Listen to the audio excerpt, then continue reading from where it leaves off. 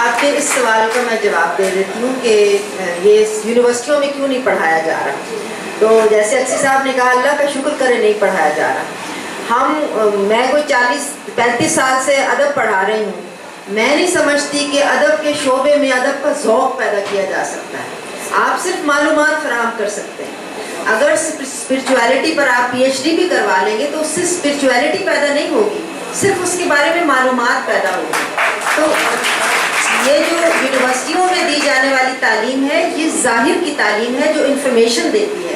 Spirituality کا تعلق آپ کے باطن سے ہے, اور جہاں تک اس کی آپ کی گائیڈنس کا تعلق ہے نا, جو آپ کے اندر تلاش اور تڑپ ہے وہی آپ کو گائیڈ کرتی ہے. جب تک یہ تڑپ باقی رہے گی آپ کو راستہ ملتا رہے گا, اس کے لیے آپ کو کہیں دور جانے کی ضرورت نہیں پڑے گی. تھینک یو سو مچ میم. کہتے ہیں کہ نبی پاک کے تمام صحابہ ہر وقت رکوع اور سجود کی حالت میں ہوا کرتے تھے.